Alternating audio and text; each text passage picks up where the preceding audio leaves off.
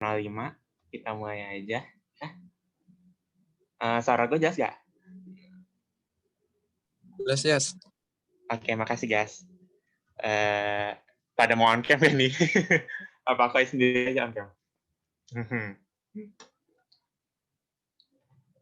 Ya udah, aku sendiri aja lah yang on cam. Kalau gitu aku mulai aja. Assalamualaikum warahmatullahi wabarakatuh. Selamat pagi teman-teman semua. Menjelang siang lah kurang lebih. Perkenalkan, nama saya Muhammad Asy Akbar dari 3SE5. Saya diminta buat ngajar ADK. So, nggak tahu sih, ini sebenarnya aku kurang bisa ADK, tapi karena diminta ya udah jadi ngajar aja itu kurang lebih. Jadi kurang lebih nanti kita ke depannya itu juga lebih ke diskusi sih, bukan aku nutor ke kalian gitu. Soalnya aku juga kurang ngerti, jadi kalau misalnya nanti sepanjang aku penjelasan aku kalau misalnya ada dirasa salah atau misalnya ada yang ditanyain gitu, silakan langsung raise hand atau fitur chat ya. Itu aja. Oke? Iya, halo Manca. Ya udah kalau gitu aku langsung mulai aja. Bentar ya.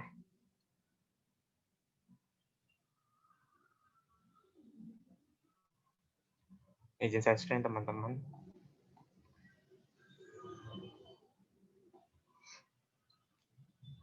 Udah terlihat belum? Udah, yes. Oke. Nah, ini PPT aku buat sendiri, asik. Berdasar dari modul, aku batasannya modul sih, dan ada beberapa materi kayaknya aku lupa, aku nggak input karena nggak cukup tempatnya. Jadi ya kalau misalnya ada yang kurang nanti silakan tambah sendiri. Jadi kurang lebih konten kita yang akan kita pelajari hari ini ada model logit, model probit, dan model regresi data frekuensi. Atau biasanya kalau data frekuensi itu Poisson dan negatif binomial. Kita mulai dari model logit. Nah, untuk model logit itu standarnya itu buat penentuan modelnya tuh di variabel y-nya. Jadi variabel y-nya itu apakah biner, sebentar. Apakah biner, multinomial, atau ordinal gitu. Aku lanjut aja. Untuk, Nah, yang pertama, kalau regresi logistik biner, itu syaratnya y-nya itu biner. Nah, di mana ya kalau y-nya itu biner, itu isinya itu antara sukses atau gagal. Jadi kurang lebih ada 2 kategori aja. Gitu. Nah, berikut modelnya, logit pi itu sama dengan ln pi per 1 mili, tandanya di sini anggapnya kejadian sukses per kejadian gagal. Itu sama dengan beta 0 ditambah beta i x1 i ini B1 ya, sorry, plus B2 kali X2I gitu. Dengan peluang PI sama dengan ekspektasi dari YI sama dengan 1 dan XI sama dengan 1 adalah 1 per 1 plus E pangkat min logit I. Jadi ini ditambahin dulu, terus di min pangkat eksponensial baru dicari peluangnya.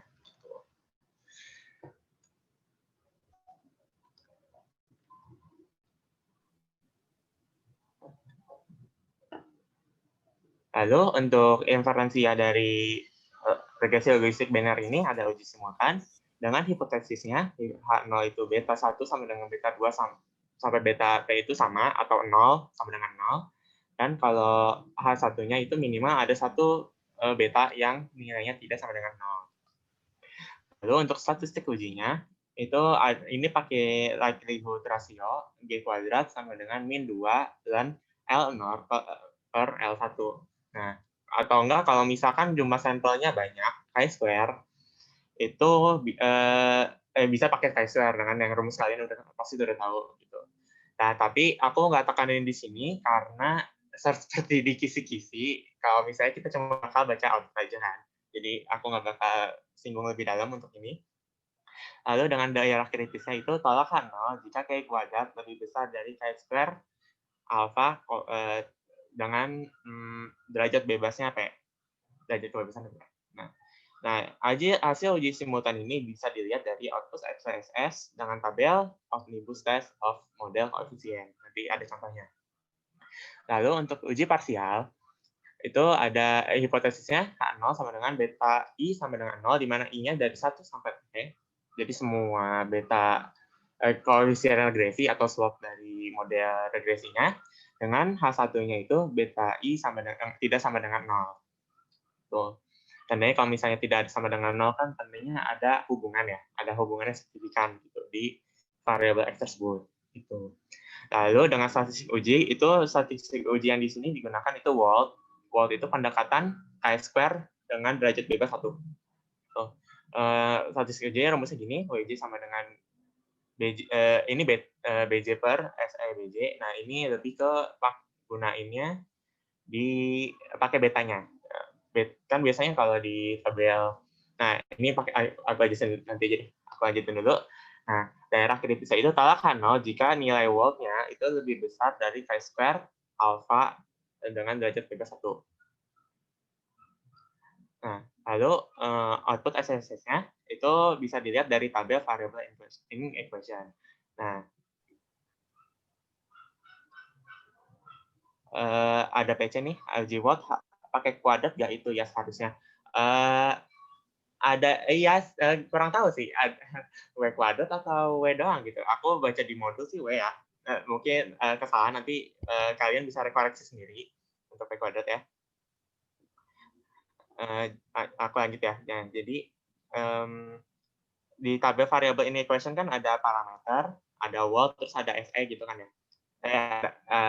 Ada FE-nya maksudnya dari parameter terus ada FE-nya. Nah, tinggal itu parameternya bisa dibagi sama FE-nya gitu. Buat dapat Wald-nya gitu sih. Lanjut ke goodness of fit. Nah, untuk goodness of fit-nya itu hipotesisnya itu model ini versi sangat singkat karena presentasi. Jadi tapi kalau misalnya nanti di ulangan di UAS bisa diperpanjang ya. Nah, jadi model H0-nya itu model cocok dan H1-nya model tidak cocok. Nah, tidak cocoknya di sini cocok apa? Nah, modelnya itu cocok buat menjelaskan hubungan antara variabel prediktor dengan variabel respon. Itu kurang lebih. Nah, lanjut ke statistik ujinya.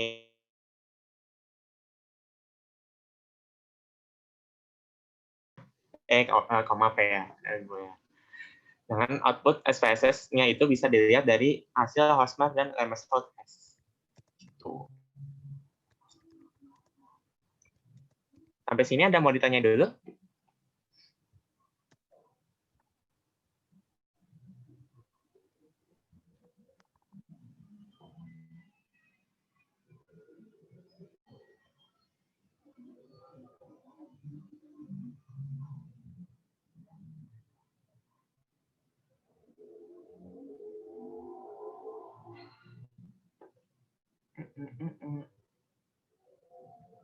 Enggak ada ya? Aku lanjut dulu aja kalau gitu. Nah, untuk interpretasi odds ratio-nya, jadi untuk X kategori itu adalah kecenderungan variabel X kategori 1 mengalami variabel Y adalah eksponensial beta kali lebih besar dibandingkan variabel X kategori referensi di X-nya. Nah, jadi ini tinggal akan sesuaikan sendiri nanti variabel X-nya apa, kategorinya apa. Gitu. Misalkan kalau jenis kelamin gitu, variabel kategori satunya itu perempuan ya udahnya kecenderungan seorang perempuan mengalami variabel Y-nya apa gitu adalah kali beta kali lebih besar dibandingkan variabel X dari kategori referensi X. Gitu. Disesuaikan aja sama kasusnya. Lalu kalau misalkan X-nya kontinu, berikut interpretasinya, jika variabel X bertambah 1 unit, kecenderungan akan mengalami variabel Y itu eksponensial beta kali lebih besar. Gitu. Langsung ke contoh. Jadi ada data di mana Y-nya itu ada terkena jantung koroner dengan isinya tuh ya dan tidak. Terus ada X1, itu X1-nya itu status perokok, ya atau tidak. Lalu ada X2 dengan corona penderita itu ya atau tidak. Nah, dengan X3 itu status obesitas.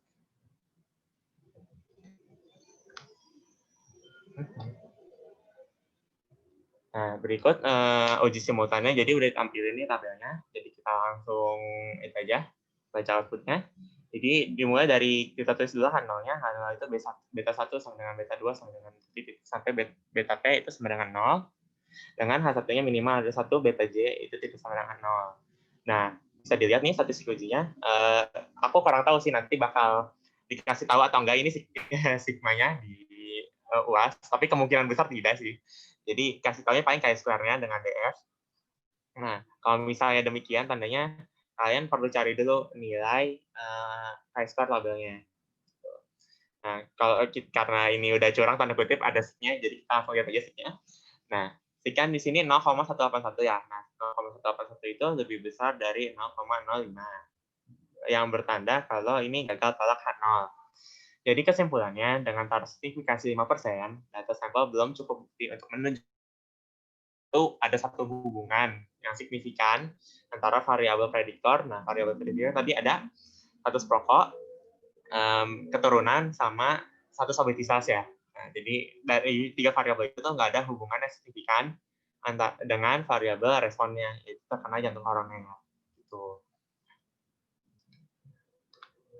Lanjut ke uji parsialnya. Jadi dengan H0-nya itu beta I sama dengan 0, dari I sampai 1 sampai P. Lalu dengan H1-nya itu beta I itu sama dengan 0.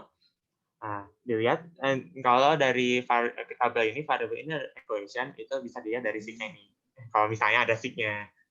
Kalau nggak ada, bisa lihat dari volt, atau tadi cara cari voltnya sendiri itu B dibagi SE. Gitu.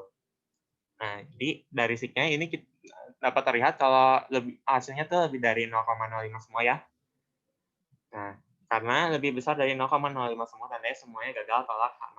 Jadi kesimpulannya, dengan taraf signifikasi 5%, data sampel belum cukup bukti untuk menunjukkan bahwa ketiga variabel prediktor memiliki hubungan yang signifikan terhadap variabel responnya, yaitu terkena jantung koroner. Gitu. Lanjut. Nah, lanjut ke Gordon-Solvit. Untuk Gordon-Solvit kan seperti biasa, H0 itu model itu cocok untuk menggambarkan hubungan antara variabel prediktor dengan variabel respon, dan H1 itu sebaliknya, tidak cocok. Nah, bisa dilihat dari hasil Hosmer and Test. Nah, bisa dilihat nih hasil signya itu lebih besar dari 0,05, jelas banget. Nah, tandanya hasilnya gagal tolak H0. Dengan kesimpulannya, dengan diversifikasi 5%, data sampel telah cukup bukti untuk menunjukkan bahwa model yang dibangun tak dapat menjelaskan hubungan antara variabel prediktor dengan variabel respon. Seperti itu.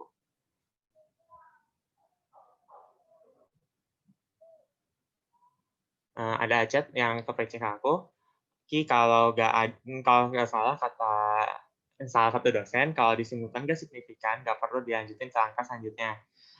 Iya ngerti. Kalau misalnya simultan itu nggak signifikan, mending nggak usah dilanjut.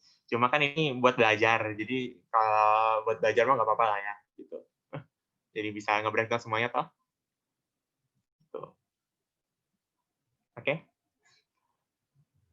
Nah, ini untuk regresi logistik biner, ada yang mau ditanya dulu sampai sini? Dipersilakan.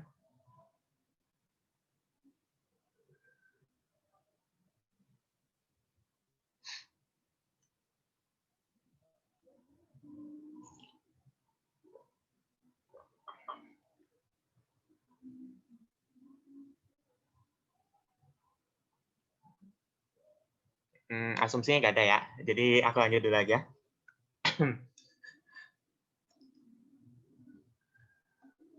Nah, lanjut ke sorry, ada interpretasi ternyata. Saya sendiri lupa. Nah, jadi interpretasi audio-nya bisa aku ambil contoh buat yang merokok, status perokok. Nah, besaran eksponensial betanya itu 3,016. Jadi interpretasinya itu kecenderungan seorang perokok akan menderita penyakit jantung koroner adalah 3,016 kali lebih besar dibandingkan seorang yang bukan perokok dengan asumsi variabel yang lain konstan. Tuh. Ini interpretasi outratio buat yang status perokok. Nah, kalau misalnya ada yang untuk keturunan sama obesitas, itu saya serahkan ke kalian untuk menginterpretasi sendiri. Izin ya, Walt pakai kuadrat rumusnya sepertinya. Oh, oke. Nanti aku ralat sekalian. Nah,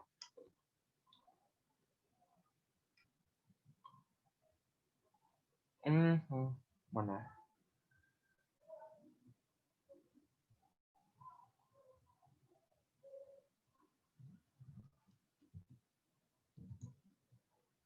Gini, teman-teman.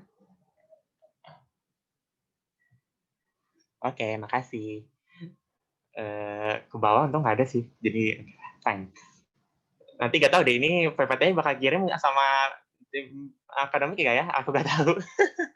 Ya, lihat nanti lah ya. Kalau gitu ada yang mau ditanyain lagi? Ada yang perlu dibenarkan atau ya mau ditanya gitu? Bebas.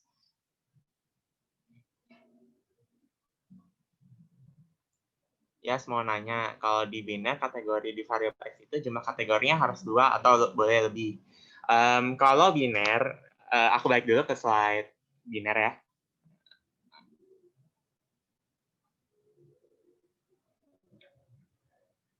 Nah, untuk regresi logistik biner ini syaratnya itu Y-nya harus biner, titik.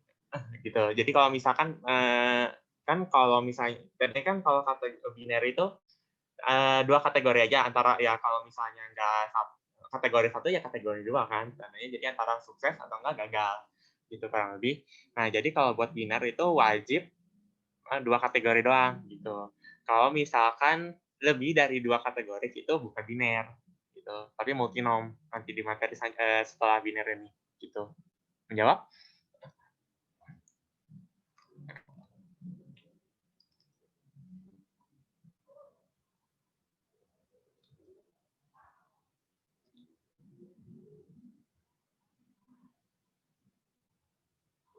Insya Allah jawab ya. Aduh, nggak direspon lagi. Aduh, nggak direspon mulu. Ya, ujiannya yang baca output materi apa? Semua materi sih kayaknya. Pokoknya jadi kan kurang lebih output, sisanya kan ini kayak output SPSS gitu kan, jadi kayak tabel dan kawan-kawan mungkin dari tabel itu kita baca gitu. Jadi outputnya gimana? Paling terus suruh tulis uji kayak mulai dari hipotesis, status uji, daerah kritis, keputusan, kesimpulan, seperti biasa gitu kan. Ke bawah izin bertanya, untuk interpretasi itu apa hanya variabel yang signifikan aja atau semua? Sebenarnya kalau realnya di paper gitu atau ya hasil analisa yang nanti buat diangkat ke paper itu sebenarnya yang signifikan aja. Cuma karena ini buat belajar baik lagi itu jadi hasilnya kan yang nggak signifikan atau signifikan itu nggak dilihat, jadi diinterpretasiin aja gitu. Nah, tapi kalau misalnya nanti di apa kalau nanti di UAS itu diminta semuanya, ya tulis semuanya. Kalau misalnya nggak dikasih tahu, ya terserah kalian sih mau tulis semua atau mau tulis yang signifikan aja, gitu. Menurutku ya, itu pendapat pribadiku. Gitu. Semoga menjawab. Ada lagi?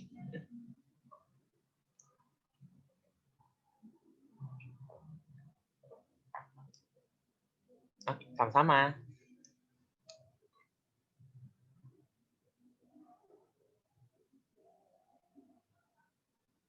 Iya, ada apa?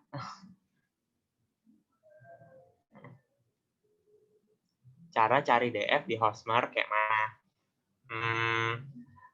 Kan Housemarque tuh sama aja kayak Good Solvit ya sebenarnya. Saya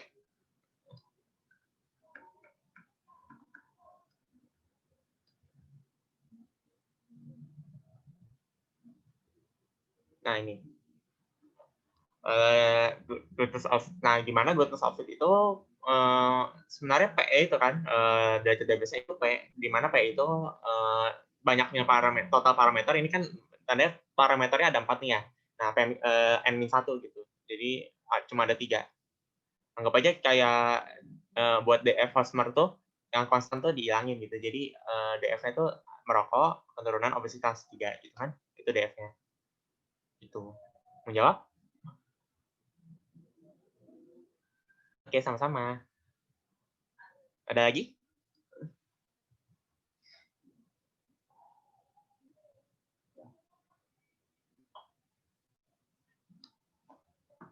Ini masih biner. Belum multinom. Sudahlah.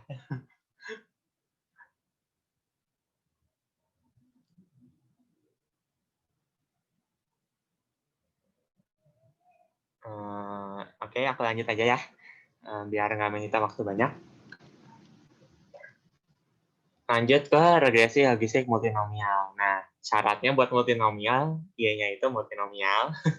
Nah, dengan kategorinya itu berjumlah Y dan skalanya nominal. Gitu. Nah, tadi menjawab dari pertanyaan salah satu rekan kita gitu. Nah, kalau misalnya ini Y-nya itu harus lebih besar dari 2 ya, multinom. Gitu. Nah, jadi buat regresi kalau tadi binar itu hasilnya cuma satu model. Nah, tapi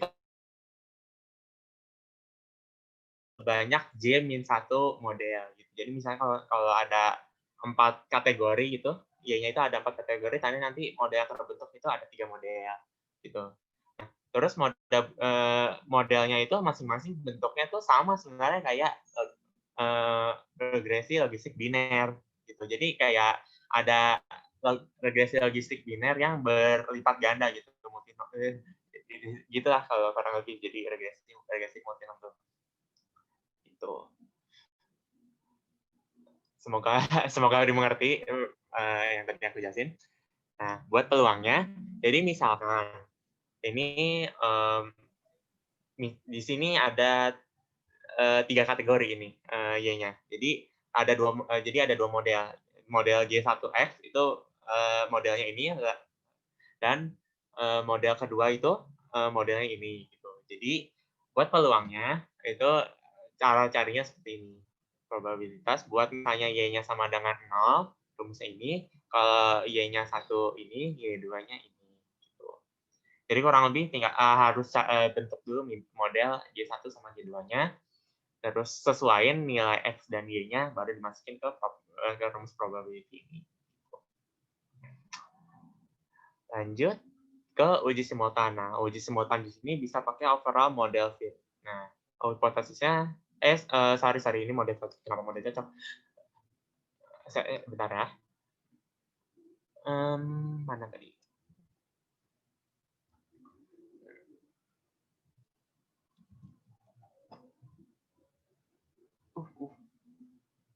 Nah, ini dia.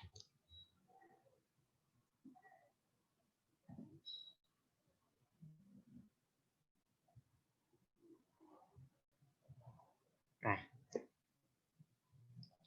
jadi uji simultannya, mohon maaf untuk tanya tadi. Nah, jadi ini berikut hipotesisnya, H0 itu B1 sama dengan beta 2 sama dengan B. Sama sih kurang lebih. Dengan ujinya juga Kaiser. Nah, dari output spesiesnya bisa dilihat dari model fitting information. Lanjut ke pseudo R-square. Nah, dari multinom ini bisa didapat pseudo R-square-nya.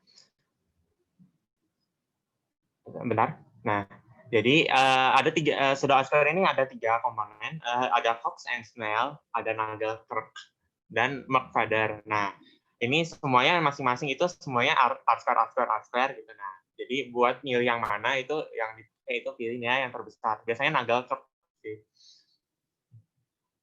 Boleh nggak nanti di-share PPT-nya? Boleh banget, nanti itu aku serahin ke pihak akademik ya buat nyerahin. Tapi aku kasih nanti, insya Allah. Lanjut dulu. Jadi untuk interpretasi outratio-nya sama sebenarnya kurang lebih. Nah, cuma ada penambahan di buat variabel Y-nya, keterangan di variabel Y. Variabel X kategori 1 mengalami variabel Y yang kategori 1 dibandingkan kategori yang digunakan menjadi referensi Y adalah eksponensial beta kali lebih besar dibandingkan variabel X kategori referensi X. Emang di sini tulisannya riweh sebenarnya, tapi kalau misalnya kalian ngerti apa yang aku maksud sini sih gampang sebenarnya. Jadi tolong hang in there ya. Atau kalian bisa latihan sendiri gitu. Kurang lebih pahami sendiri ya kurang lebih kalau misalnya bingung dengan kalimat ini. Aku lanjut dulu ke X continuo. Jadi kalau X continuo, interpretasinya jika variabel X bertambah 1 unit, kecenderungan akan mengalami variabel Y kategori 1 adalah eksponensial beta kali lebih besar dibandingkan kategori referensi Y. Gitu. Jadi kurang lebih cuma kayak Kan kalau tadi tuh biner itu dibandinginnya itu yang variabel Y yang sukses dibandingin sama yang gagal kan. Nah, kalau yang multinom ini tuh jadi variabel Y-nya itu punya kategori referensinya sendiri gitu. Jadi dibandingin antara yang kategori yang di model tersebut dibandingin sama kategori yang jadi referensi gitu kurang lebih. Jadi ada tambahan itu aja sih kalau gampangnya. Aku lanjut dulu atau ke contoh soal atau ada yang mau tanya dulu sampai sini? Lanjut dulu aja lah ya. Nah, jadi kalau contoh kasusnya, pertama itu dari variabelnya itu ada pilihan partai, Demokrat, Republik, dan Independen. Nah, dari sini kelihatan kalau misalkan dia multinom karena ada lebih dari 2 kategori. Tuh. Sedangkan X1-nya itu ras, antara putih dan hitam, dan X2-nya gender, ada laki-laki dan perempuan. Tuh. Jadi, lihat dari uji simultannya, bisa dilihat dari ya sama prosesnya seperti uji simultan pada umumnya. Jangan lupa sama dengan 0. Ini nanti atur revisi total bagian yang ini. Nah, jadi dari ini output SPSS-nya. Nah, bisa dilihat dari stick-nya yang ini. Kalau ini gampangnya. Kalau misalnya sulit ya udah tinggal cari dulu chi-square dengan 0,0 alpha 0,05 DF-nya 3 gitu. Sesuaiin sama di sini. Atau enggak sesuai sama P. Lanjut. Jadi diperoleh tolak H0 karena nilainya kurang dari 0,05 kan. Jadi kesimpulannya dengan taruh signifikansi 5%, data sampel telah cukup bukti untuk menunjukkan bahwa terdapat minimal satu hubungan yang signifikan antara variabel prediktor dengan variabel respon. Kelihatan. Nah, buat uji parsialnya bisa dilihat dari parameter estimate sama seperti sebelumnya. Nah, dengan H0-nya jangan lupa beta I sama dengan 0, dan I-nya 1 sampai T. Dengan H1-nya itu beta I tidak sama dengan 0. Nah, bisa dilihat juga di sini hasil hasil signifikan min 0, kan ini tanda ini tolak H0, ini delta tolak H0, ini tolak H0, ini tolak H0 ya. Nah, tandanya kalau seperti tadi ada pertanyaan, kalau misalnya yang ditulis itu yang signifikan aja atau enggak, ya kalau misalnya disuruh semua ya udah tulis semua. Tapi kalau misalnya mau di apa? Kalau ya enggak sebentar. Ini uji parsial kan? Uji parsial jangan di situ dulu sih. sorry. Ada pokoknya setidaknya tandanya untuk yang yang apa? Yang gagal tolak tuh cuma di variabel gender pas model Demokrat gitu kurang lebih. Sisanya tolak 0 untuk uji parsial. Lanjut ke interpretasinya. Nah, buat interpretasi ini baru tadi yang mungkin yang gender dan Demokrat itu nggak perlu di interpretasi hasilnya karena nggak signifikan kan, nggak ada hubungan. Jadi mending yang dijelasin yang ras di Demokrat, ras di Republik, dan gender di Republik. Gitu. Jadi aku ambil satu contoh buat ras di Demokrat. Jadi kecenderungan seorang dengan ras putih akan memilih Partai Demokrat dibandingkan Partai Independen adalah 3,06 kali lebih besar dibandingkan seorang ras hitam dengan asumsi variabel lain konstan. Tuh. Masih umum lah ya kalau seperti ADK sebelum-sebelumnya buat interpretasinya sih. Gitu. Mungkin sampai sini ada yang mau ditanya dulu? Saya persilakan. Ya, interpretasi logik biner dengan interaksi nggak sekalian dijelasin. Interaksi itu ya sih ada benernya. Nah, tapi to be honest aku kurang ngerti kalau yang interaksi, jadi makanya aku lupa input sebenarnya. Aku mohon maaf. Nah, jadi bisa belajar sendiri ya. Sorry. Izin bertanya. Maaf Reha, maaf rekan-rekan. Jadi tolong pelajari sendiri ya. Izin bertanya, ada dari Maca nih. Izin bertanya, untuk intercept nggak usah diinterpretasikan ya? Iya, nggak usah sih.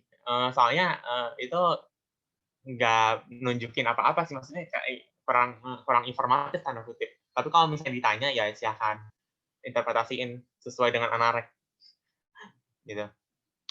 Boleh diulang tadi kenapa R-square-nya dipilih yang terbesar di antara 3 pilihan itu? Oh, oke. Aku balik dulu. Kesedo R-square. Nah, jadi di sini itu kan ada 3 ya, ada 3 pseudo R-square.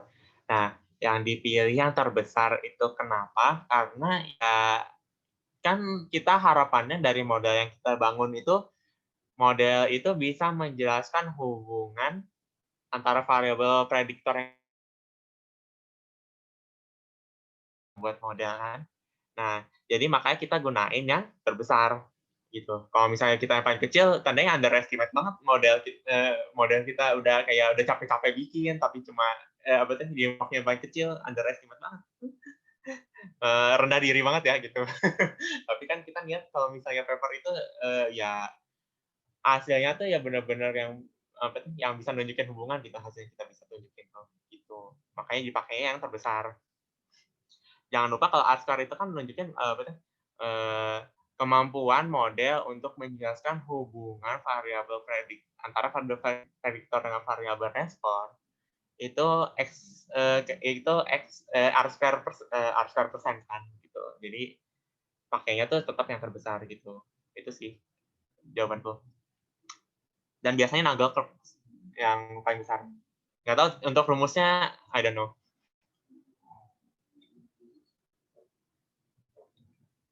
Menjawab, Penca? Izin bertanya lagi. Kalau gitu berarti nggak ada tingkatan pseudo R-square yang paling akurat atau kuat dibanding yang lainnya. Iya. Terkadang McFadden lebih tinggi, terkadang cost and smell paling tinggi gitu. Jadi pilih aja yang paling gede. Gitu.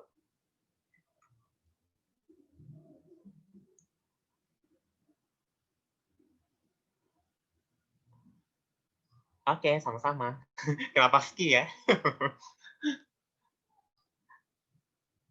Ada lagi yang mau ditanya? Untuk yang tadi masalah interaksi, mohon maaf, soalnya aku lupa sebenarnya, lebih ke lupa. Sayang juga sih. Izin bertanya ya, yang ada kata kecenderungan variabel X untuk minimal variabel kategorinya itu gimana ya? Untuk minimal? Sebentar. Di yang interpretasi Australia ya? Sebentar ya.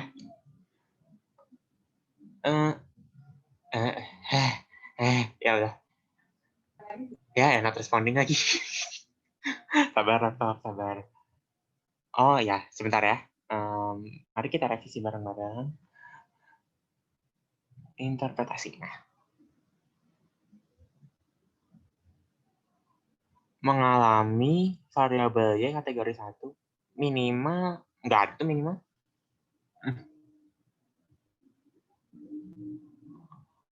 Oke, sama-sama. Ada lagi?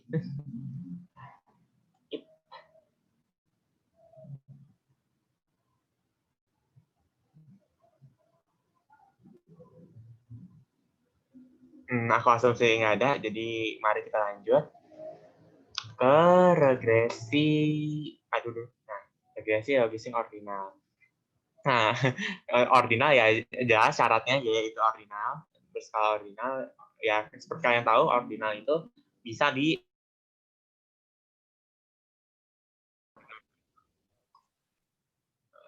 Sorry, ada apa? Oh, oke. Jadi kalau ya kategori 1 dengan kategori itu ada tingkatannya gitu. Jadi kategori 1 lebih tinggi daripada kategori 2 gitu. Tapi untuk angka kasarnya nggak tahu berapa gitu. Jadi buat model, nah ini untuk SPSS itu bentuknya jadi seperti ini, logit Y kurang dari sama dengan J dengan syarat X itu ya kalian ini panjang, baca sendiri lah ya. Sama dengan alpha J ini bentuknya sama kayak beta 0 sebenarnya. Nggak usah khawatir. Nah, yang beda itu min beta 1 X1 gitu. Jadi nanti kalau diminta tulisin modelnya dari output SPSS, itu kalian perlu kali dulu yang parameter betanya itu dengan min. Itu intinya.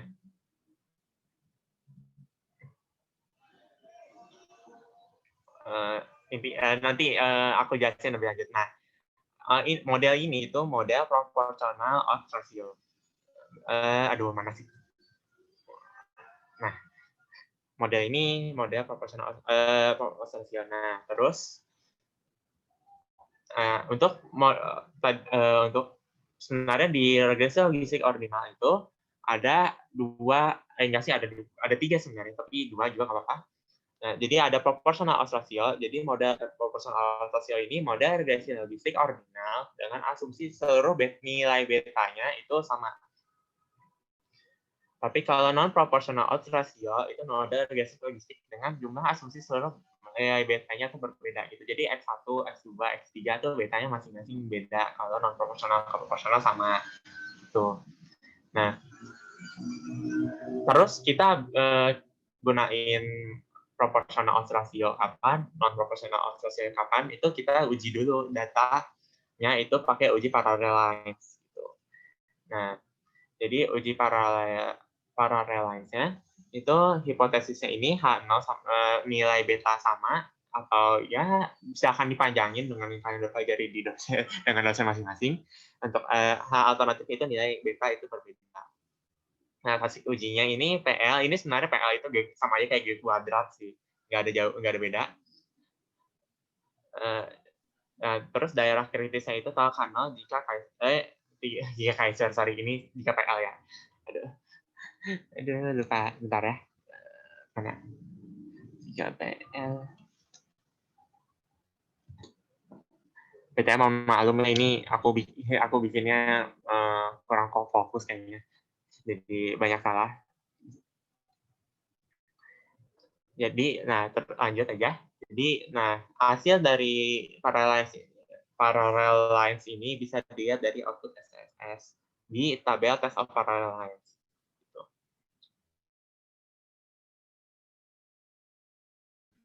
Nah, untuk X kategori, kecenderungan variabel X kategori 1 mengalami variabel Y kategori 1 dibandingkan kategori preferensi Y, nah, adalah eksponensial beta kali lebih besar. Nah, ini perlu hati-hati sebenarnya buat interpretasi.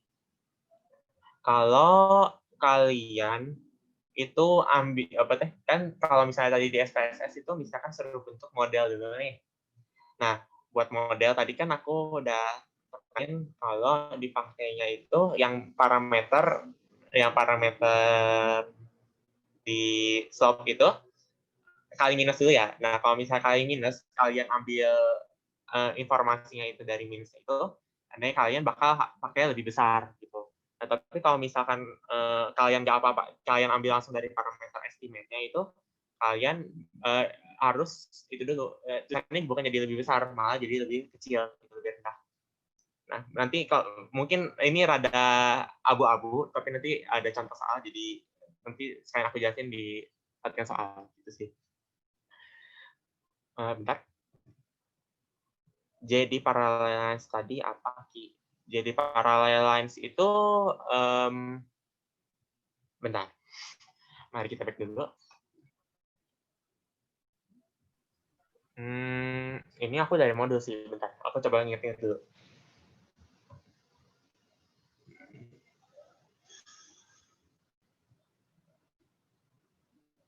Oh, kalau nggak salah jumlah kategorinya sih. Dia itu jumlah kategori. Kalau nggak salah. Tolong koreksi kalau misalnya salah ya.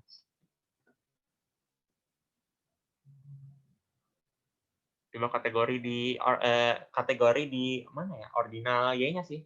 Di ordinal Y-nya.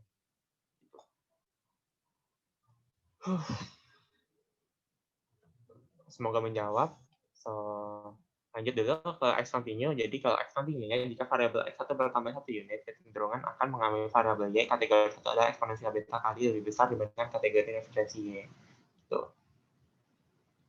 Sampai sini aman kayaknya. Kita lanjut dulu.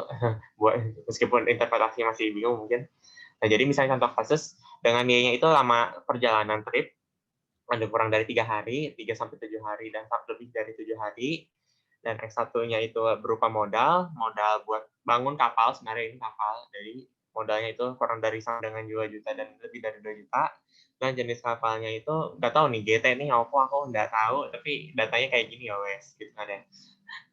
Jadi lanjut, jauh banget. Nah, jadi mulai dari uji simultan seperti biasa, H0 H1-nya sama, dan bisa dilihat dari model fitting information, dan dilihat sigmanya. Itu tahu kan? Jadi kesimpulannya dengan taraf 5% data sampel telah cukup bukti untuk menunjukkan bahwa terdapat minimal satu hubungan yang signifikan antara variabel prediktor dengan variabel respon. Itu. Lanjut ke ya bisa dilihat. Nah, untuk bentuk tabelnya kayak gini gitu. Ada threshold dan location. Nah, yang kita lihat itu buat uji parsial itu yang location.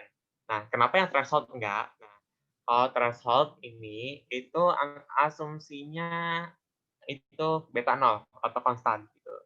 Jadi kurang lebih model di sini tuh di ordinal itu sama kayak multinomial gitu. Jadi ada beberapa kan ordinal kan ada 3 kategori, misalkan ada beberapa kategori kan, misalnya lebih dari 2 gitu. Nah, jadi kurang lebih modelnya juga bakal kayak multinomial gitu, banyaknya kayak J-1, sebanyak J-1 gitu. Jadi kurang lebih kalau misalnya bangun model itu di sini karena ada 3 kategori, Jadi model pertama itu model yang lama trip 1 dengan terus model yang kedua itu lama trip 2. Itu kurang lebih gitu ya. Semoga nggak kaget kalau lihat kayak gini. Aku lanjut dulu. Nah, jadi untuk uji parsialnya itu dilihat dari location yang modal dan JK ini. JK sini jenis kapal ya, bukan jenis kelamin. Jenis kelamin. Kapal punya jenis kelamin kan enggak ya. Nah, lanjut ke modal. Nah, sini modal itu signifikasinya 0,00, tandanya tolak 0, tolak 0, tolak 0. Dan ini semuanya tolak 0, tandanya semuanya signifikan gitu. Berpengaruh terhadap lama tripnya. Jangan lupa T1 0 dan H1-nya masih jangan lupa. Tuh, lanjut dulu ke Golden Soffit. Nah, Golden Soffit biasa, model cocok yang tidak cocok, bisa dilihat dari signifikansinya. 0,095, tandanya 0,095 kan lebih besar dari 0,05. Tandanya data kan 0. Jadi kesimpulannya dengan taraf signifikansi 5%, data sampel telah cukup bukti untuk menunjukkan bahwa model yang dibangun dapat menjelaskan hubungan antara variabel prediktor dengan variabel respon. Gitu. Nah, buat interpretasi asosiasinya, nah ini yang aku mau tekenin.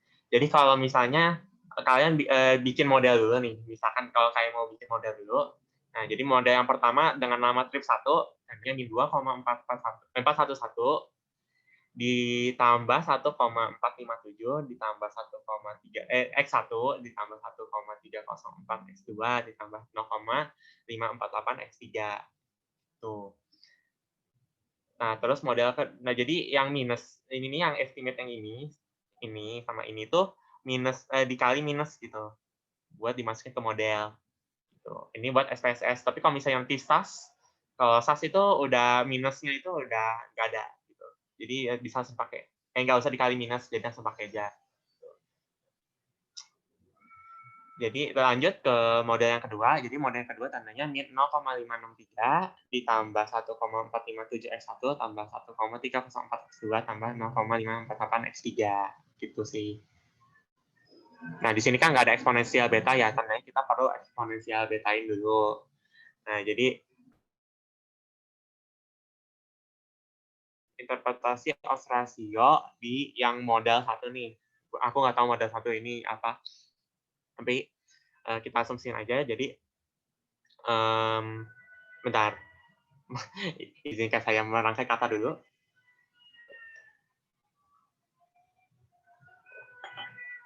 Jadi kecenderungan kapal dengan modal 1 di akan bentar. Aduh. sorry. Aduh, lupa. Ada yang bisa bantu kalau aku lagi bantu, ya, aku ingat dulu.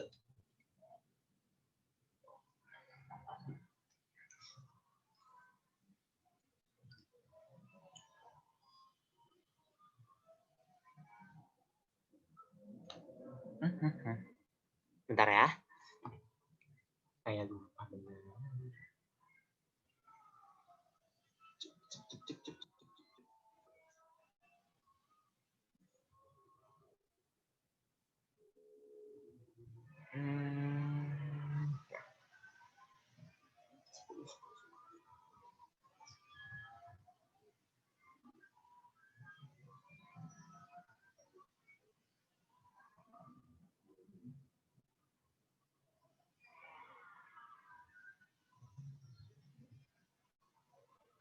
Oke.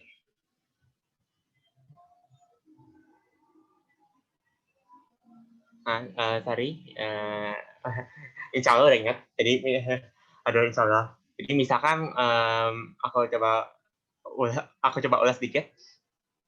Jadi kalau misalkan tadi kita pengen nyari di modal, nah terus modelnya itu yang pakai Lamatrip 1 modelnya. Nah, jadi semoga benar, Bismillahirrahmanirrahim. Kecenderungan Kopal dengan modal 1 itu akan benar. Aduh. Akan memiliki Lamatrip dengan kategori 1 itu lebih besar dibandingkan Lamatrip yang 0, yang referensi, itu sebesar eksponensial 1,457 kali lebih besar daripada yang modal dengan kategori 2 gitu. Paham nggak ya? Aku nggak tahu mau tulis di mana, jadi nggak tulis makanya. Semoga itu benar sih. Dan enggak sih, kayak benar. Amin. Jadi, nah itu contohnya buat yang modal 1 nih. Nanti kalau kan nanti videonya bakal di-up di YouTube ya. Nah, itu bisa bisa didengar lagi lah kalau misalnya ragu. Aku juga ragu sebenarnya. Tapi ya bisa dipelajari lagi aja.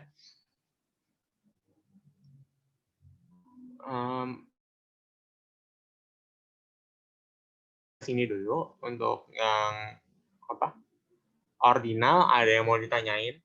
Monggo. Dan saya refill minum dulu, mohon ya.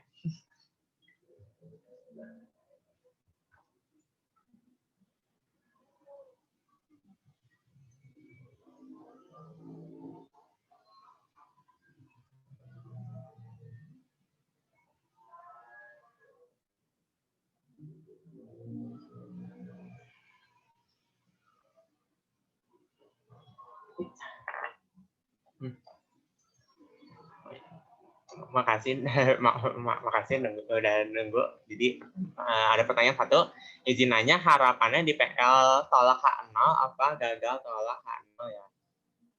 Bentar, ini paralelnya aku belum masuk ya? Wah, lupa masuk ternyata. Pantas. Sorry. Aduh, hilang apa tuh itunya? Aduh, gawat. Makasih pertanyaannya BTW. Nah, jadi buat harapannya tuh harapannya sih gagal tolak sih. Harapannya gagal tolak. Jadi kita bisa pakai mode proporsional. Soalnya kalau mode non proporsional itu lebih ribet. Gitu sih. BTW lupa ini slide-nya kemana itu. Kayaknya aku udah bikin tadi. Nanti aku cari dulu deh ya. Izin lanjut dulu. Izin bertanya, itu yang koefisien dikali negatif di output SPSS berlaku untuk track logit semua atau logit yang ordinal aja atau gimana? Makasih sebelumnya. Sama-sama. Nah, untuk yang dikali minus itu khusus ordinal. Kalau multinom atau biner, enggak. Dan yang dikali yang ini aja ya, yang ini jangan. Itu sih. Punten deh, aku cari dulu itu slide. Aduh, kemana itu? Aku udah bikin capek-capek.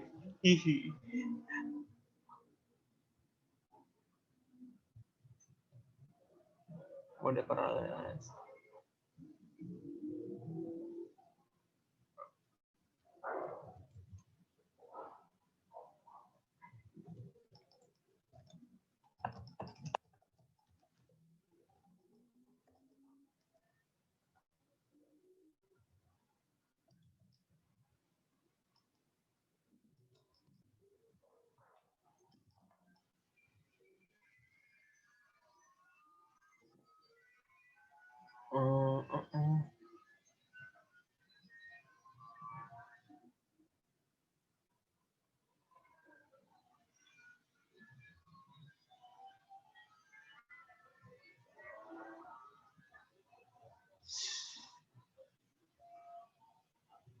Mana ini?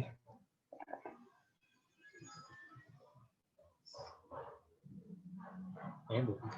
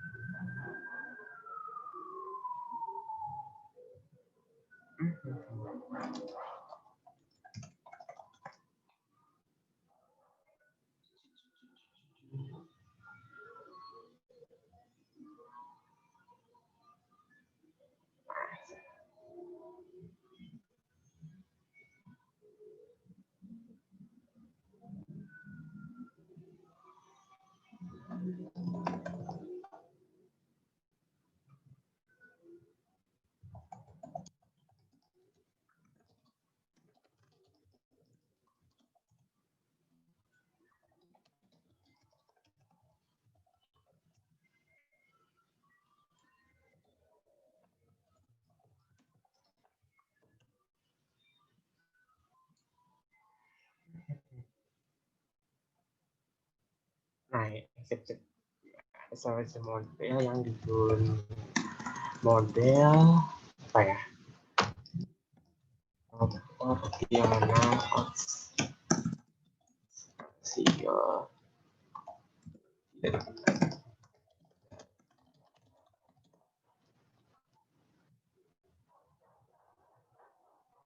Ya, mohon maaf tadi lupa ini slide ini. Ternyata aku belum bikin kayaknya.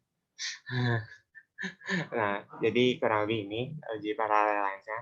Nah, aku jelasin. Ini ini uji paralel itu dilakukan pertama ya. Soalnya biar kita tahu modelnya tuh pakai proporsional oscillation atau enggak gitu. Saya tadi hasil setelahnya itu hasil yang tadi nih yang ini itu semuanya proporsional oscillation pakainya gitu. Nah, jadi hipotesisnya itu H0 nilai betanya itu sama dengan H1 itu nilai betanya berbeda, dan bisa dilihat nih hasil signifikansinya itu lebih kecil kan ya, sebenarnya kalau H0.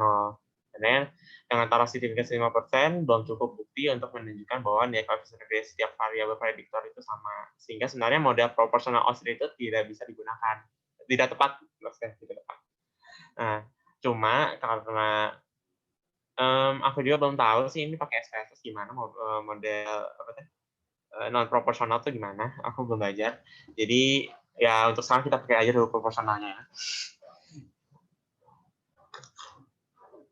Dan emang di materi juga sih proporsional doang sih yang ada. Non proporsional tuh nggak yang cuma dijelasin sekilas doang. Jadi mohon maaf untuk sekarang. Dan lupa ini slide nanti nanti gimana ya? Gak tahu deh, udah. Nah, mungkin ada yang mau tanya dulu sampai sini?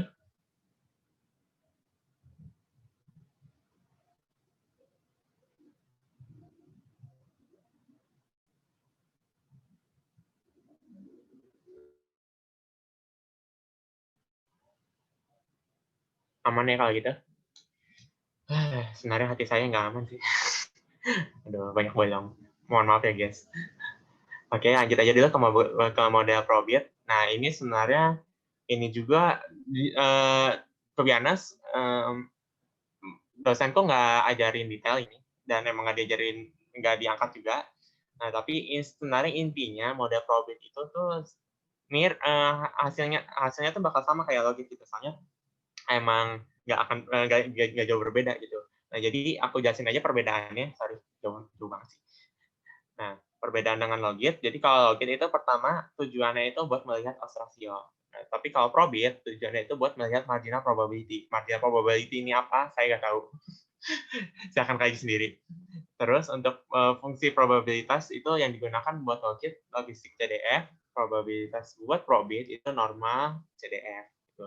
Jadi kurang lebih kalau logit itu distribusinya itu bebas asalkan dia kategorinya itu asalkan Y-nya itu sesuai sama yang tadi aku jelasin, biner, multinom atau ordinal. Nah, tapi kalau probit itu distribusinya normal gitu. Lanjut ke fungsi penghubung inverse dari. Nah, kalau fungsi penghubung dua logit itu inverse dari CDF distribusi normal. Kebalik. Kebalik. Kok bisa sih? Ada kebalik. Nah, kalau logit itu fungsi penghubungnya itu pakai len, tapi kalau probit itu pakai inverse dari CDF distribusi normal. Nah, terus kalau modelnya itu aku udah selesai sebelumnya, tapi kalau probit bentuknya itu kayak gini. Ada C-nya di sini. Nah, tapi ini nggak ngefek apa-apa sih. Hasilnya tuh, nah terus aku udah baca-baca di beberapa web itu hasil logit sama probit itu sebenarnya kayak yang lebih bagus mana itu nggak ada gitu. Tapi mungkin lebih cocok ke mana gitu tujuannya lebih ke situ sih kayaknya buat gunain probit atau logit. Nah ini ada beberapa perbedaan lainnya, tapi aku nggak ngerti. Aku nggak anggap. Kalian bisa kaji sendiri kalau mau lebih detail. Gitu.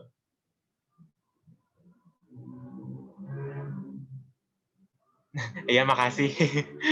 Makasih pengingatnya. Nah, ini untuk materi probit yang mau ditanyain. BTW mohon maaf ya, ini nutor malah jadi kayak revisi PPT sih, tapi ya nggak apa-apa, kita sama-sama belajar lah ya. Mohon maaf.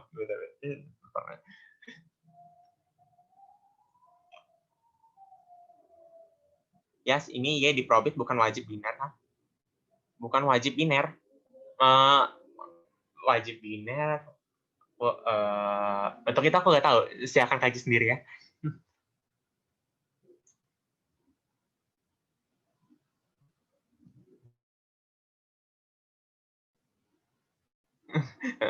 Mohon maaf, saya emang nggak jago loh tadi kata. Tapi ya, well, seadanya aja saya. Kalau gitu karena ini kayaknya nggak perlu diperdalam, ini cuma sekilas saja. Jadi aku lanjut aja. Oh ya, itu di pembahasan mana gitu di ADC, di modul tuh ada itu, ditanya perbedaan non dan probit, jadi mungkin ada detailnya di situ bisa dibaca. Di situ ya, di modul ada. Aku lanjut dulu aja ke regresi data frekuensi atau data count. Nah, di mana regresi di sini ada regresi Poisson dan negatif binomial. Mari saya mulai dulu dari Poisson. Nggak langsung sekali dua-duanya. Jadi kalau Poisson itu syaratnya ya seperti yang kita tahu di PTP, mohon ingat-ingat PTP-nya. Jadi syaratnya itu eksponen tuh. Jadi eksponen. Ekspektasi dari Y itu sama dengan besaran varians dari Y-nya itu sendiri. Jadi kalau masih ingat itu cara cari ekspektasi Y dengan variasi Y itu kan pakai MDF, pakai dan kawan-kawan. Itu kan hasil kalau misalnya Poisson itu kan mu-nya lambda, variansi juga lambda. Jadi regresi Poisson itu syaratnya harus mu itu sama dengan varians kurang lebih. Nah, sebutannya equidispersi. Ikut modelnya linear sama dengan beta 0 plus beta 1x1 plus beta 2x2 plus bla bla bla sampai beta pxp. Nah, lanjut kalau regresi negatif binomial itu syaratnya kalau pas pakai Poisson itu over dispersi. Jadi ekspektasimu bener ya, ekspektasi Y sama dengan lebih besar dari variasinya gitu. Itu over dispersi. Nah, modelnya kurang lebih bentuknya sama lah ya, cuma kayak ada tambahan indeks I, dan indeks ini juga gue nggak tahu sih. Ini cuma ingat modul. Tapi sebenarnya Poisson sama negatif binomial ini sama, cuma ya distribusi Y-nya itu loh yang beda. Kalau Poisson ya regresi Y-nya Poisson, regresi negatif binomial Y-nya itu negatif binomial. Gitu. Itu sih. Aku lanjut dulu. Ya. Jadi buat over dispersi itu kondisi di mana ekspektasi dari Y itu lebih besar dari variasi Y. Nggak sama dengan ya, benar-benar lebih besar. Gitu. Nah, buat pengujiannya itu ada 2 uji, ada uji S, ini uji S, itu hipotesis dan uji likelihood gitu. Dengan hipotesis sama-sama H0-nya itu equidispersi dan H1-nya itu over dispersi. Statistik ujinya bisa dia sendiri. Dan daya kritisnya itu tolak nol jika S lebih besar dari Z. Nah, ini Z-nya berapa ini aku nggak tahu, aku lupa karena nggak disinggung juga, bisa dikaji sendiri. Dan untuk daya kritisnya itu tolak nol jika G kuadrat lebih besar dari K square alpha titik koma P.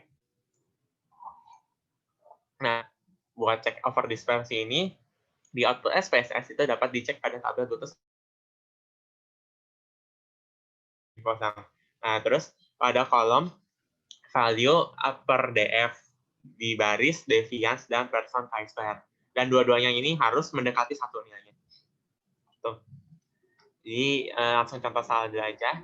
Contoh salah interpretasi. Nah, interpretasi ini X kategorik. Jadi buat variabel X kategori 1 itu memiliki kecenderungan eksponensial beta kali untuk mengalami variabel Y dibandingkan variabel X kategori referensi. Dan tolong ini disesuaikan. Jadi ya ini cuma kayak kasarnya aja, terus dia akan disesuaikan aja nanti sesuai kasusnya. Dan terus buat X continue, jika variabel X bertambah 1 unit, kecenderungan akan mengalami variabel Y adalah eksponensial beta kali bisa. Gitu. Intinya itu. Lanjut ke contoh kasus. Jadi pertama, Y itu jumlah pelanggaran. Terus ada X1 itu IPK terakhir. Jadi ini pelanggaran dilakukan oleh mahasiswa lah. Nggak tahu ini mahasiswa mana. Lalu X2 itu jenis kelamin, ada perempuan dan laki-laki, jelas. Nggak ada yang ketiga kan, jenis kelamin. Lalu ada X3 itu jarak tempat tinggal ke kampus dengan kilometer. Lanjut ke uji simultan pas regresi kosong. Nah, H0 dan H1-nya seperti biasa. Lalu bisa dilihat hasilnya di omnibus test. Nah, omnibus test dapat dilihat di sigmanya itu hasilnya tolak nol, tandanya kesimpulannya dengan cara signifikasi 5%, data sampel telah cukup bukti untuk menunjukkan bahwa terdapat minimal satu hubungan yang signifikan antara variabel prediktor dengan variabel respon. Ini mah udah nggak asing lah ya, udah berulang-ulang kali dari juga.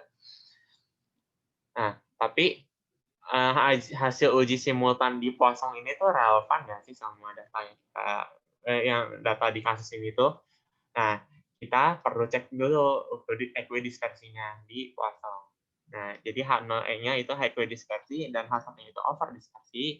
Nah, bisa dilihat di tabel Gaussian of fit nih, deviance-nya ini value per DF-nya itu di deviance itu 2,314 dan person chi-square-nya itu 2,028 gitu. Disuruh 1 tapi malah 2. Tadinya kan anggapannya tuh jadi kayak dua kali lipat dari yang seharusnya kan.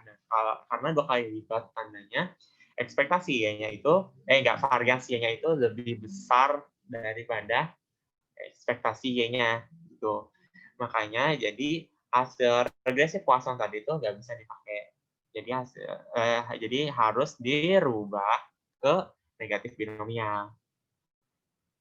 Tuh cara bacanya. Nah, lanjut. Nah, jadi buat uji simultan di negatif binomial sama uji simultan hipotesis sama. Nah, tapi omnibusnya beda meskipun sama-sama sigma 0,000 ya. Tapi ada bedanya sih sebenarnya.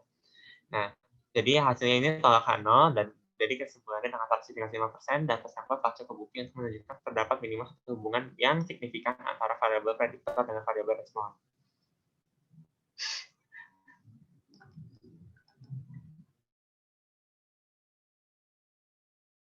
Jadi ya. Nah, bisa dilihat dari pakai beta nih. Misalkan mau pakai jenis kelamin. Tandanya jenis kelamin itu kategorik, tandanya kecenderungan jenis kelamin 0 itu perempuan tadi kayaknya nggak salah. Jadi kecenderungan seorang mahasiswa perempuan akan melakukan pelanggaran gimana ya? Ya itu ya aduh.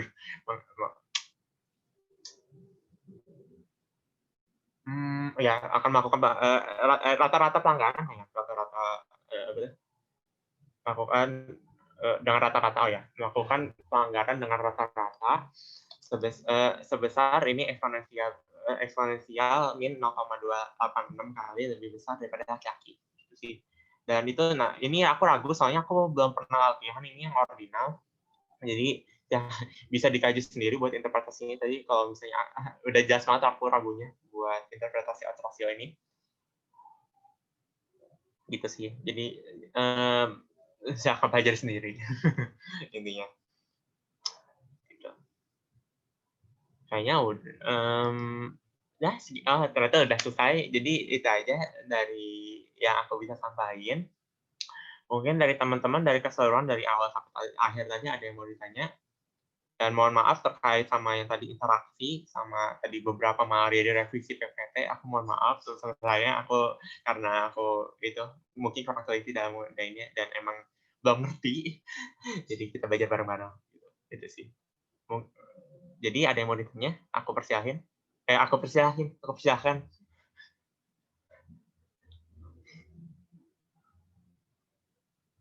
Izin mau nanya, kalau under is dispersi tetap di negatif binomial kah? Gini sih sebenarnya. Under dispersi itu hampir nggak mungkin sebenarnya jatuhnya. Maksudnya kasusnya itu sangat jarang gitu. Soalnya biasanya kalau dari semua distribusi itu cuma Poisson yang ekspektasi Y-nya itu sama dengan variansi gitu. Jadi kalau sampai under dispersi itu hampir nggak mungkin sebenarnya. Gitu. Jadi kalau misalnya under dispersi paling juga mepet ke angka 1 itu. Jadi kalau mepet ke angka 1 kan bisa dianggap itu kan bisa di equidispersi gitu. Nah, jadi tapi kalau misalnya under itu gimana ya? Aku kurang bisa jawab sih. Kalau aku boleh duga itu tetap pakai regresi Poisson kalau under dispersi. Kalau misalnya negatif binomial itu variasi bakal lebih besar emang sih. Semoga menjawab. Kalau hasil deviance dan person, salah satunya ada nilainya 1, gimana Ki? Nah, yang satunya lagi pasti nggak bakal jauh dari 1. Jadi ya, jadi jawabannya equidispersi. Gitu. Ini bisa dilihat ya. Nah, di sini kan ini 2,3 ya. Terus misalkan di sini 2,08. Misalkan yang person tuh jadi 1,028. Nah, di sini 1,314. Nah, 1,314 kan ya masih bisa mendekati lah ya, gitu kurang lebih 1,314 gitu. Jadi anggap aja equidispersi gitu. Semoga menjawab. Ki mau tanya untuk regresi probit kira-kira bakal masuk enggak ya? Karena kisi-kisinya baca output doang, aku ragu sih bakal masuk. Nah, tapi cuma kalau misalnya sampai tiba-tiba kayak di pembahasan tahun berapa itu soal ada kayak suruh bandingin, bedain logit sama probit gitu. Nah, itu ya jadi bisa dijelasin gitu probit. Itu sih. Tapi kayaknya kalau penggunaan modelnya itu sih enggak sih. Kayaknya penggunaan modelnya. Cuma kayak ditanya perbedaan logit dan probit gitu. Nanti insya Allah, UAS itu semuanya ya antara logit, regresi gitu. Semoga menjawab. Oh, ya makasih sama-sama Lanca. Ada lagi?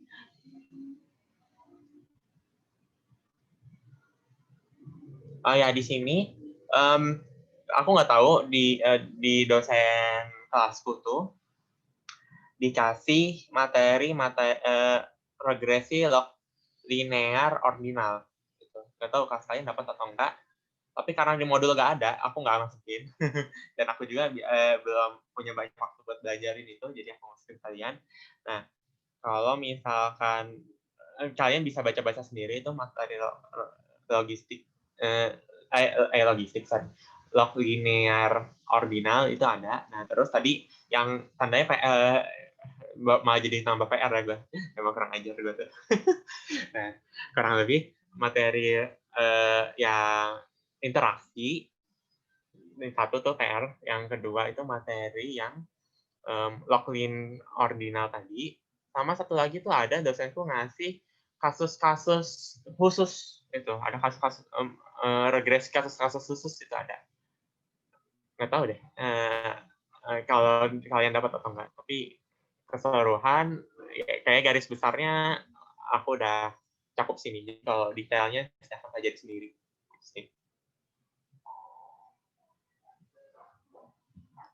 Oke, kira-kira ada lagi? Soalnya karena gak ada pembahasan lagi ya, kalau gak ada yang bahas tutup.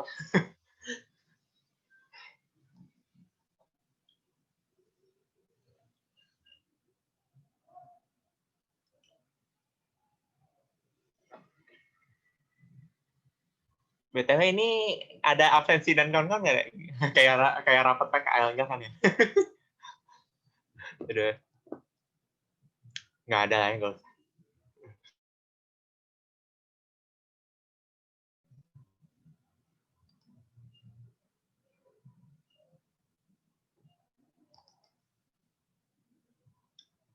Sampai sini ada yang kurang, mungkin ada yang kurang dimengerti atau gimana? Aku ngeri soalnya tadi ya kalian lihat sendiri itu PPT-nya masih berantakan ternyata.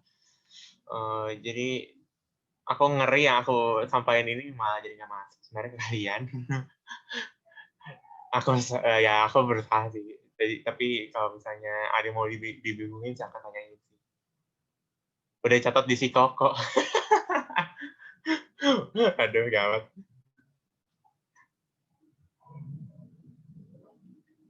Ada lagi nggak kira-kira nih Pak, yang mau bahas? Aku stop share screen deh kalau gitu kalian. Yazkia mau tanya kalau untuk kategori referensi itu pasti dikasih tahu di soal ya. Bisa iya, bisa enggak sih. Aku kurang tahu. Nah, tapi biasa, insya Allah sih bakal kasih tahu sih. Gitu. Nah, yang jadi problem itu sebenarnya sama ini yang aku kerjain itu referensi kan kalau di SPSS itu ada opsi referensinya itu first atau last ya. Nah itu tuh yang problem. Itu aku nggak tahu kalau nanti hasil outputnya itu gimana gitu. Tapi karena defaultnya itu last, jadi tandanya referensinya itu biasanya yang paling akhir. Misalnya jadi kayak ada referensi tiga referensi nih, 1, 2, 3. Nah, yang jadi referensi itu yang ketiga. Gitu. Jadi kalau misalnya ada dua, misalnya satu perempuan dua laki-laki, ya tandanya referensinya itu laki-laki gitu. Itu defaultnya kan karena yang akhir tuh referensi gitu. Gitu sih yang aku tangkap sama ini. Semoga menjawab.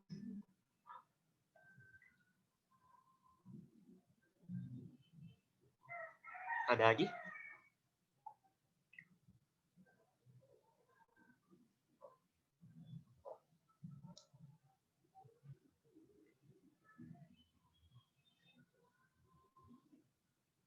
Oke, sama-sama.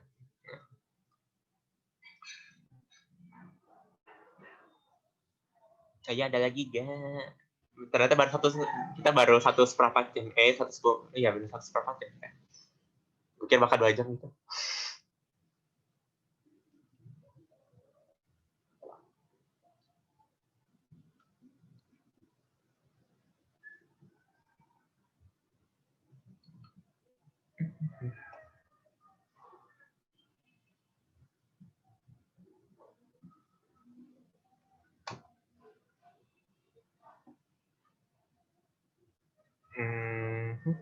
Ada lagi ya?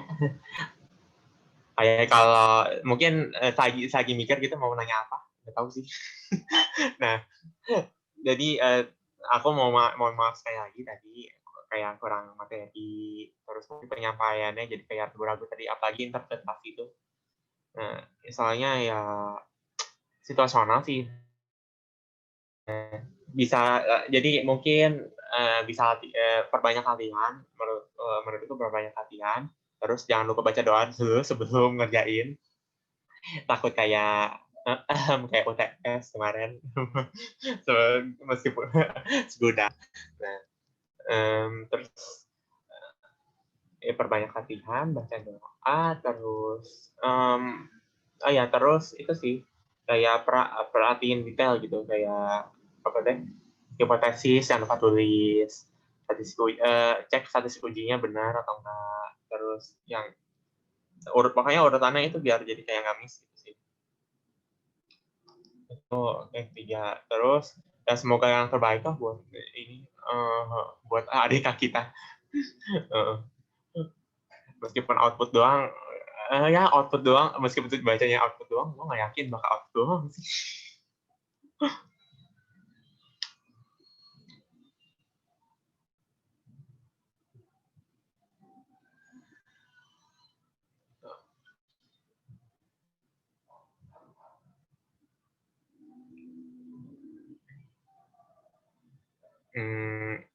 Kayaknya udah nggak ada ya. Oke, kalau nggak ada, mungkin aku cukupkan sekian dulu buat Edufire kali ini. Mohon maaf sekali lagi yang sebesar-besarnya atas kekurangan saya sama pemaparan tadi. Segala kebenaran bukan dari saya, sebenarnya dari Allah Subhanahu wa Ta'ala. Dan kalau misalnya banyak kesalahan seperti tadi, itu kebodohan saya sendiri. Dan semoga dapat dimaklumi karena ya aku nggak usah kasih alasan. Karena emang aku juga nggak masuk jago sih. Ya semoga nanti hasil UAS semuanya itu bahkan itu bisa maksimal sesuai kemampuan kita masing-masing, diberikan hasil yang terbaik oleh Allah SWT. Dan untuk reminder, jangan lupa ngerjain proposal Medpen ya. Meskipun mundur jadi minggu kedua hari Kamis, itu jangan lupa dikerjain ya. Dan buat ADK sendiri, mungkin kalau ada tugas kelompok dan kawan-kawan, jangan lupa dikerjain. Dan kawan-kawan, pokoknya semoga bahkan ke PKL dan nanti sampai pokoknya setelah PKL kita juga nanti semoga semuanya lancar jaya lah, nggak ada kendala macam-macam lagi. Amin ya rabbal alamin. Mungkin ya tadi karena aku lupa buka dengan doa, mungkin kita tutup dengan doa ya. Jadi menurut saya masing-masing berdoa persiapan.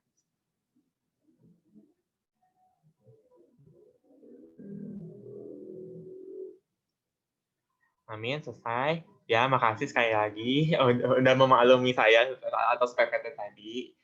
Nanti aku minta ke pihak itu aja deh, ke pihak akademik buat ngirim jangkauan buat PPT yang itu tadi.